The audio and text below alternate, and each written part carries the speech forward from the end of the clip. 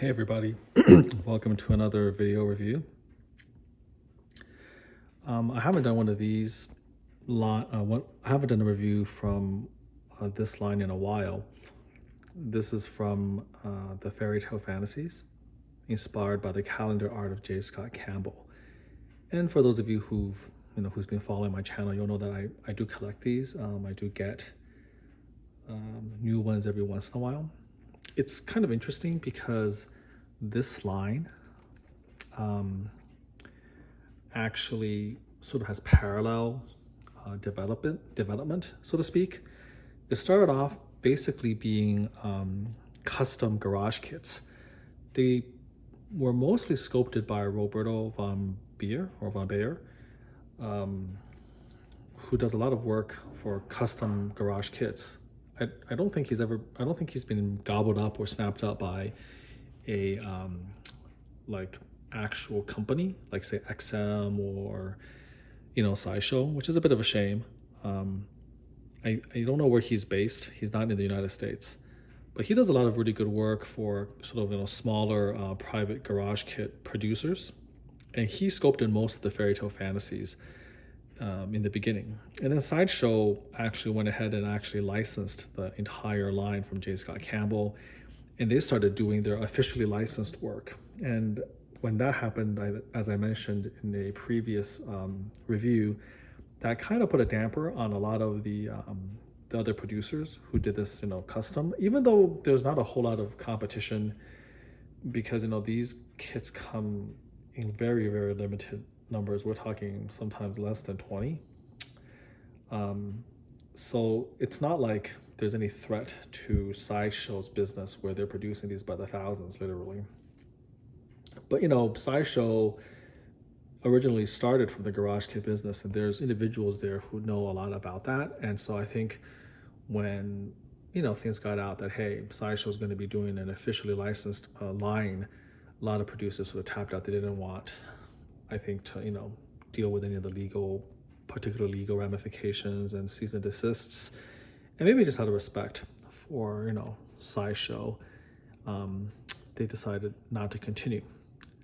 But a few had some projects outstanding, and they're still sort of wrapping it up. And so if you collect this line, you sort of have to look at both and decide whether you're going to buy from both the garage kit side or the officially licensed side. And sometimes they duplicate. They don't duplicate very, very often, but occasionally they do. And when that happens, you kind of have to decide what to do and whether there's enough difference between the officially licensed version and the garage kit version to try to obtain both. There usually is enough of a difference, I think, to justify obtaining both. The one exception I made personally was the one of Alice on the Mushroom, where that one was actually, the garage kit was just so identical to the Sideshow version. They were basically almost, like literally the same. And of course, Sideshow had put out 2 versions of Alice on the Mushroom. Sideshow have also put out the Queen of Hearts version. And so 3 for me was just too much, So I satisfied myself basically with the Sideshow version, because I did feel like that was probably the superior one with the better production values. So with that preamble, this is actually one of the most ambitious of the Fairy Tale Fantasies line. It's really almost a diorama. And the title of this kit is called Poison Apple. And this is from, obviously, the J. Scott Campbell calendar of Snow White and the Evil Queen. It's a pretty famous calendar art, actually. And this was produced by Art Is Label, I think. But in any case, it's sculpted by Roberto von Beer. It's painted by John Allred, but the producer is based out of Singapore. And this is an old kit. I mean, the initial sculpt was shown many, many years ago. I would say over 5 years ago, in my opinion. And people got pretty excited because it was so ambitious. Not only Snow White and the Evil Queen, but you had the mirror, you had all of the the base around it. So the little disguise book, the book of disguises and the skulls, and then, the archway. So this was a pretty, ambitious diorama kit. People got pretty excited, but one of the issues is that, once you sculpt it, once Roberto's done with it, and this, in my opinion, is one of his most amazing works, you have to mold and cast it, right? Remember, this is about sideshow, meaning that you don't have like a dedicated factory to do this. And so it just languished. It was just, I guess, the caster or the molder that the producer worked with is just super backed up, super slow, issues. And this languished for years. And I remember Roberto even mentioned being kind of frustrated because, of course, he was rightfully so proud of this work, and you spend so much time working, and then it never sees the light of day. It never gets produced. It just languishes for years and years, and the collectors never get their hands on it. It just, he got paid for it, but artistically, it felt very frustrating. And so you can imagine, our collective excitement when years later, literally years later, this kit was finally produced. And it is not a cheap kit. Most garage kits, because of the nature, of the hobby garage, they're usually a couple $100. Even that's kind of pushing it. And this was significantly more than that. Just in order to, get all of the resin, the materials.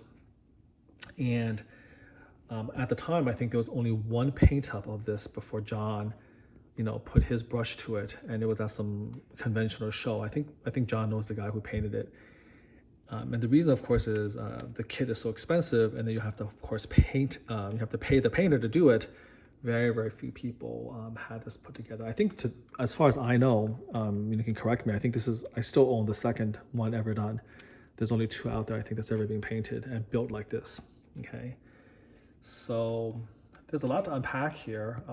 John Alra did a just stunning job. In fact, I think this was actually, either the cover, or I think it was the cover of Amazing Figure Modeler. That was how impressive this was, or this is. And so a few things to look at. First of all, let's just look at the base. So you can kind of see this very fine, metallic, almost like a filigree.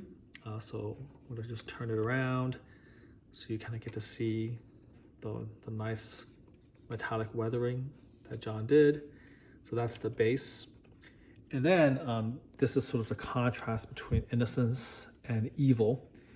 And so on the one side, you have,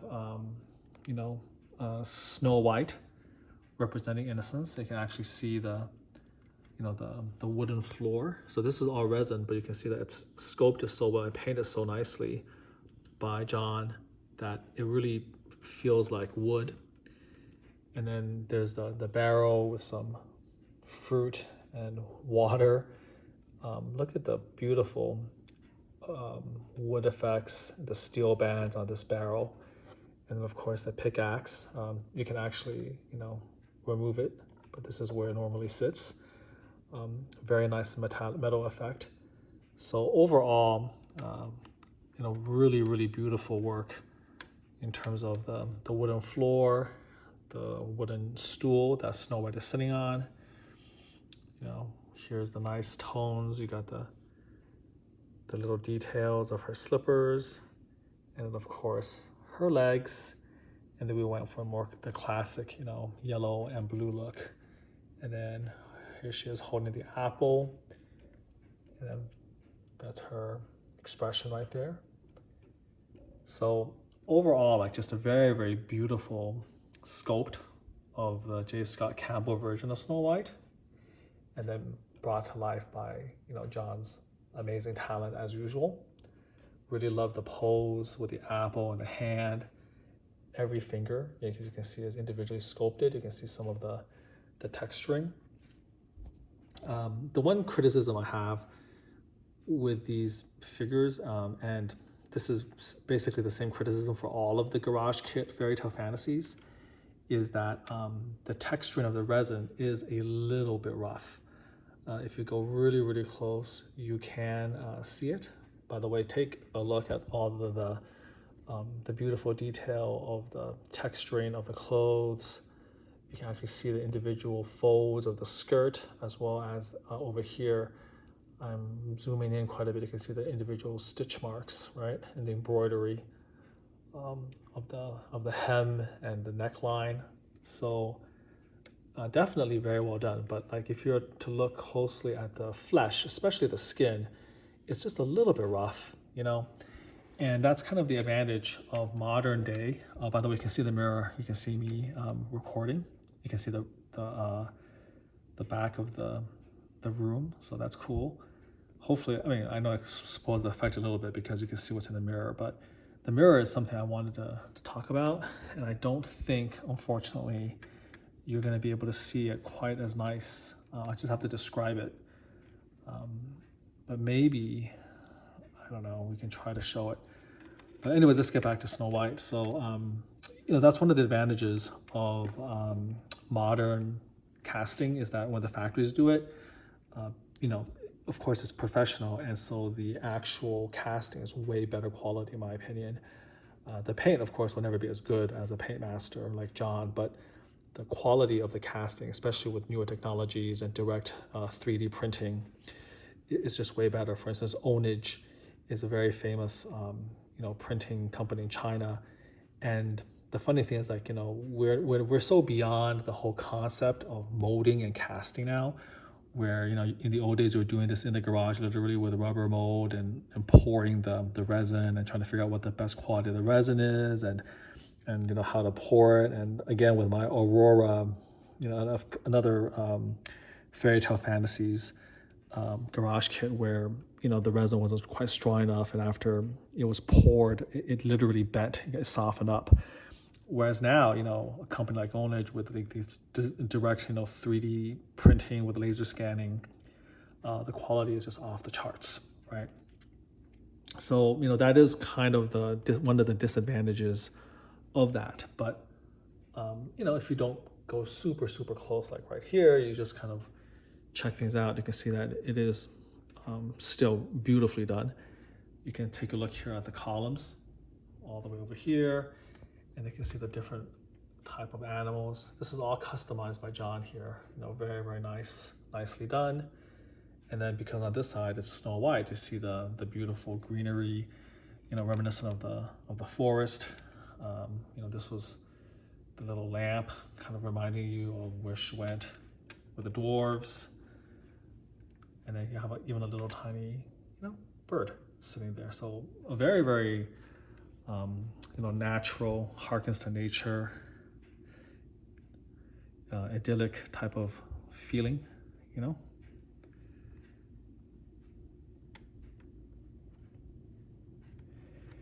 And then, of course, on the other side, you have the evil queen. Okay, so this is a really nice contrast. So basically, here's the queen, right?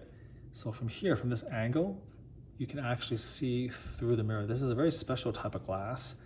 It's a partial mirror, so it reflects, but you can also see through it. So this is the unique effect, so that from a certain angle, and it's hard because I'm recording it, so you can't appreciate the effect, but like say from here, it's just a mirror, right? But you can also partially see through the mirror, so you can actually see Snow White through that looking glass. And the same effect you can do here, where you see the reflection of Snow White, and of course the room, but from a certain angle, you should also be able to see the evil queen as well. And it's not quite as easy to do, but you can see it. From the queen side, you can definitely see Snow White a lot easier. So there you have it. So here, on the other side, you kind of see, you know, the evil queen in all her glory, with her potion about to turn her. You know, this is the iconic potion, right? The poison that can turn her into the hag. And then here, there's more skull motifs, right? It's a really big contrast to the other side, where again it's more nature-like, right? And then here it's more sinister, like a dungeon. You can see the crown of the queen because there's more purple snakes all along. And then you can see the spell for the sleeping death right there. It can only be revived by love's first kiss. And then you have the skull on the books, and then you have a book of disguises. Very, very nice. And of course, she herself has this sort of translucent cape effects on her. And this is sort of the sexier version of the evil queen. Everything about J. Scott Campbell, remember, is cheesecake, soft pin-up type of aesthetic. So this is the evil queen version. You can see her high heels. Again, very, very nicely done.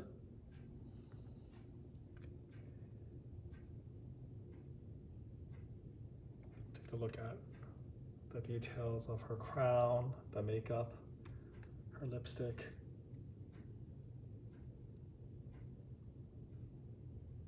A little medallion right there. But again, if you go really, really close, you can see the texturing of the flesh is a little bit rough. You can see the casting, the resin is just a little bit rough. John did a great job, of course, painting it, but you can only do so much when the original casting, is not quite as smooth as it should be. And then you can see the back here. Hopefully you can get a little bit of appreciation for the cape all the way to the back. Try to turn it the other way so you can see the cape right here. Two-tone, darker on the undersurface, and then very nicely textured and shaded on the back. And then your attaches right there. So you can see that. This center part can actually turn, but I usually just keep it, partially turned. It is pretty interesting because from the Snow White side, the mirror is more reflective than see-through, but like from here, I can actually see through. I can see the evil queen at an angle. So hopefully, like you can see right there, right? You can see her back right there, which is a really, really cool effect. And then from here, of course, you can definitely see the reflection of the queen herself, and then also Snow White in the background as well. Again, from this angle right here, see that? So you have this juxtaposition of Snow White and the queen's reflection. It's just a really, really neat effect. And I'm, really over the moon with how John was able to find this effect. I think it's a pretty unique part of this diorama that's, again, unique to what he did. So I'm just gonna back out a little bit so you can see the whole thing as I turn them slowly.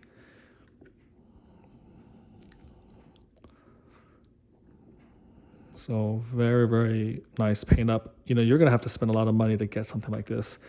You have to pay for the resin, the shipping, all the way from to you. They have to find a painter who's gonna actually bring it to life. It's a lot of work. This is very, very labor intensive. So there's gonna be quite an expenditure of of money to be able to get this. It's definitely at this point, in my opinion, sort of the grail of the fairy tale fantasies line, the biggest, the most expensive, the most ambitious, both sculpturally and by paint, of the entire thing. It's kind of like the culmination of the line, actually. Now, interestingly, SciShow just put out for pre-order. We're still waiting for it to come. Their version of the Evil Queen, which you can obviously, I'll do a review of that when I get it. I'll do a comparison side by side. Their Evil Queen, again, because it's both of these are based on the J. Scott Campbell calendar art. It's similar costume, but like I can immediately tell by looking at it that it's just a much cleaner casting. The paint is, not quite as varied as John's, of course, but it's nice and sharp, right? Primary colors, and of course nowhere near as ambitious as this diorama. It's basically just the Evil Queen herself, and then they have like a little plinth or something like that where you put the little cup of poison or what she's drinking. So it's quite a bit simpler, but I kind of like it too. And it is different enough that I definitely pre-ordered it. So I'm going to be able to compare and contrast the two of those. So yeah, but that one, they didn't give us Snow White. They only gave us the Evil Queen. Whereas here, it's so important to contrast, again, the two characters,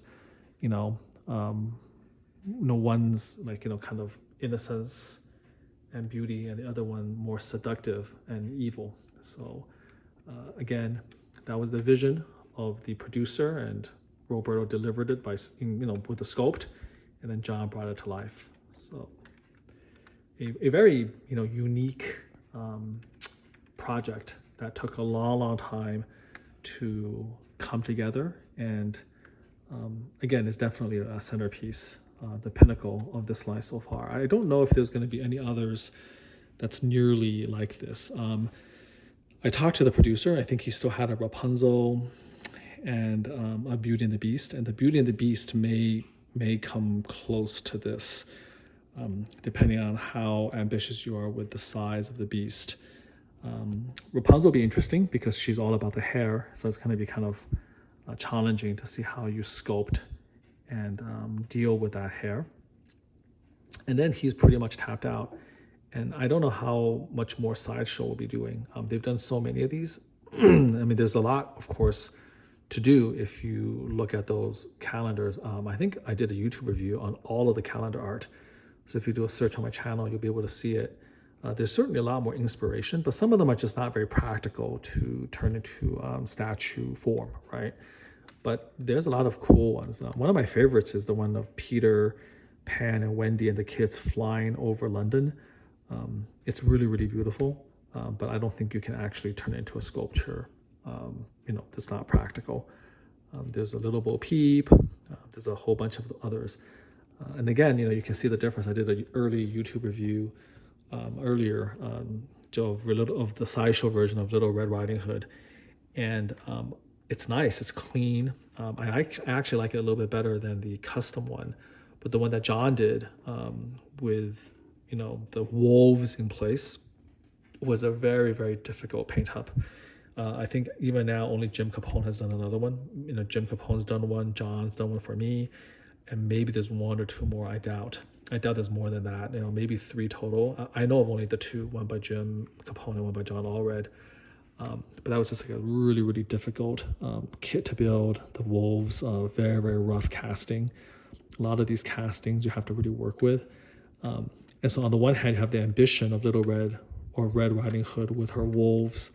It's a pretty awesome, kit, pretty awesome effect when built. And you can see, again, my video review.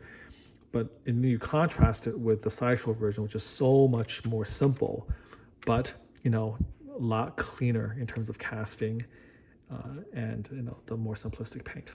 So that's another example of sort of the difference, right? So in this case, again, we'll see the dichotomy between the Sideshow version, which is just the queen, and this whole thing versus the previous one we had, again, Sideshow's Red Riding Hood versus the diorama with the actual wolves, which is a bit more true to the control art. Because again, the control art, I think Snow White was actually there in one of the other calendar pictures, in my opinion. So there you have it.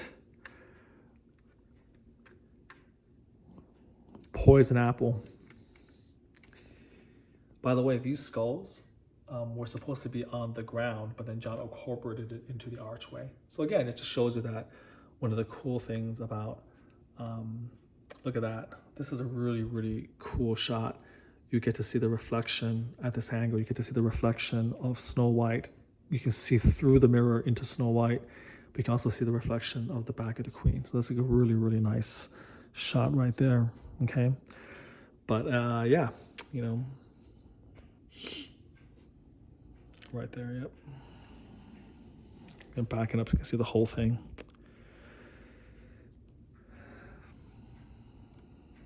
So there you go.